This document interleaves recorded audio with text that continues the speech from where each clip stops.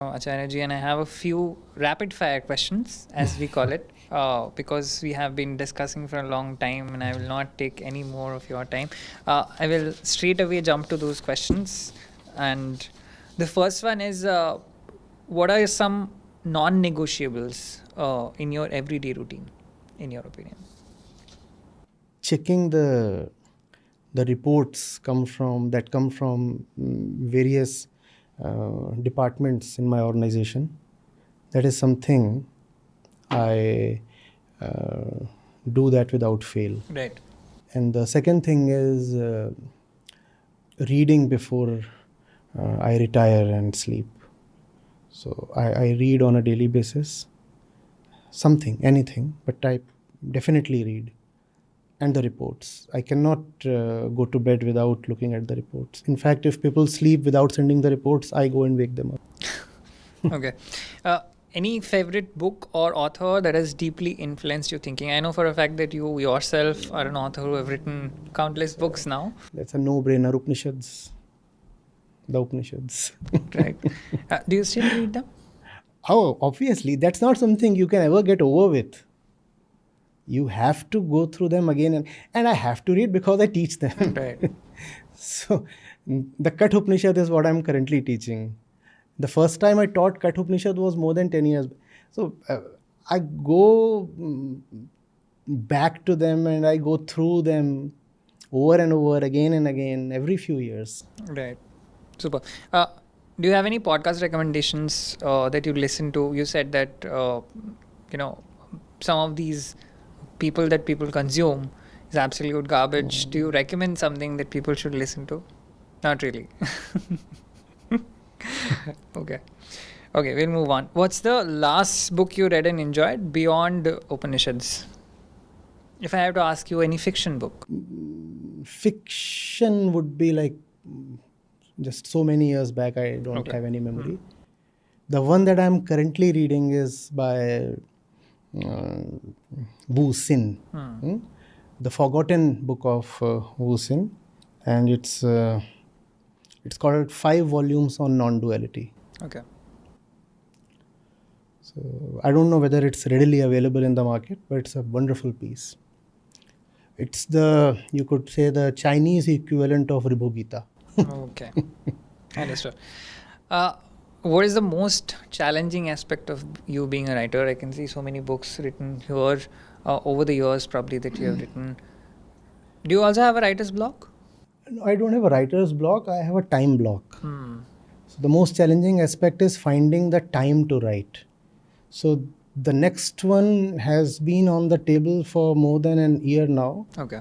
And the publisher has been gently reminding that I must send the final manuscript. Before I came to you today, after many days, I have been able to work on that book for some 6 hours today. I don't find the time.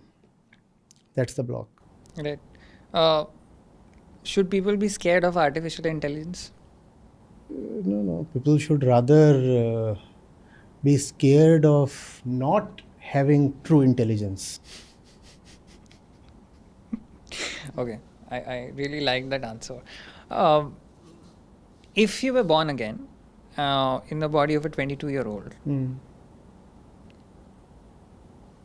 the experiences that you have had, would you like to do the same again, or would you do something else in your life? Okay. The first thing, nobody ever gets born again, so that's very important part of my teaching. But for the sake of the answer, if I were to speak to my 22-year-old self, I would say commit yourself more rigorously to sports. There are 3 racket sports that I play, and then 4 rather, including table tennis, and then there is cricket, the ubiquitous one in India. But I would have loved to excel. I play well, but I cannot claim a level of performance I would rather want to have. So So that's one thing I'll tell myself. Commit yourself with much more love to your sports. And the second thing, save time as much as possible. Read even more. Read even more. Trust yourself more. You can save time.